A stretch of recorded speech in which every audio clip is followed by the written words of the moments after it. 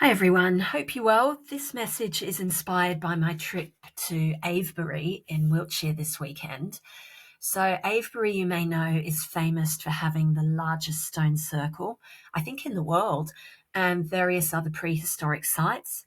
And Wiltshire is crop circle central, especially this area. A ley line runs through Avebury, and the whole area has really strong earth energy. So I'm going to make a separate video about the walk I did in case that interests you. This video is just an energy read. So first off, when I was there, I felt very light, like lightheaded and physically light, not in a bad way, and also energized. So it's a really good place for healing and gaining insights.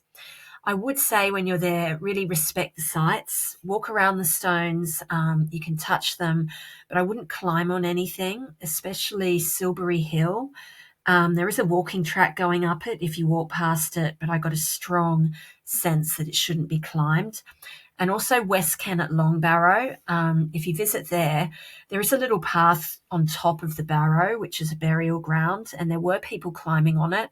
But again, I felt that wasn't the right thing to do, so I didn't do that.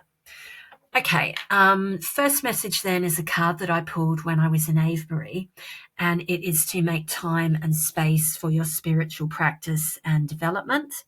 So if that's something you want to do more of, make that regular time where you do it. Second message is the violet dragon. So the energy of the violet dragon is in Avebury, and this energy is very balanced and very soothing. So the overall energy of this year in terms of dragons is the red dragon, which is very dynamic and active. But at the moment, just this sort of next week or so, the violet dragon says to have some time out after the eclipses we've had and the two retrogrades, Mercury and Venus, that are coming to an end now. Just take that bit of time out, slow down a bit if you can, to process what you've experienced and gone through over these past few weeks and the insights you've gained, and then move ahead as we get further into April, into that dynamic energy. So yeah, just don't rush at the moment, or you might not give yourself the time and the headspace to fully understand what you've been through in order to for it to inform those next steps. So May feels like a really strong time for the red dragon energy. So I might come back then and give an update on that. Okay, the picture on the left here is part of the stone circle in Avebury. So you might like to tune into that. And on the right, I've got the two cards that I pulled for this reading.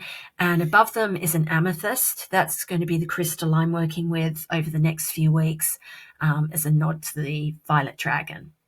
So on the left, we've got the Seven of Swords reversed. Seven of Swords upright is someone trying to trick you or steal your energy or deceive you. With it being in reverse, you're not allowing that to happen. You're stopping this from happening, even if they try it. You're sort of catching them out and stopping them. So it's about outsmarting a person, or it can be a situation that's damaging for you.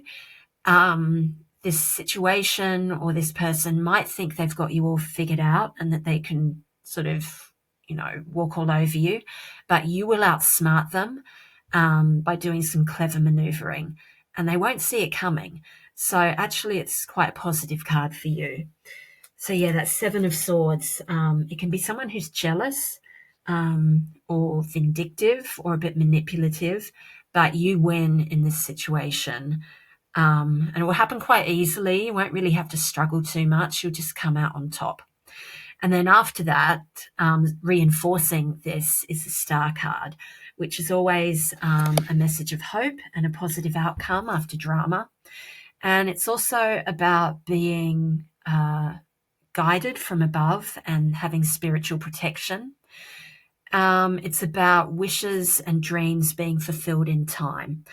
I don't know how long that will take. I mean, we've been through retrogrades, so things are a bit slow at the moment, but just trust and don't let go of the hope that things will work out in your best interests. And Star card is also linked to Aquarius, which is humanitarian energy. So it's also a reminder just to, again, be that light, help others, and that will really be appreciated. Okay, everyone, thanks for listening, and I'll talk again soon. Bye-bye.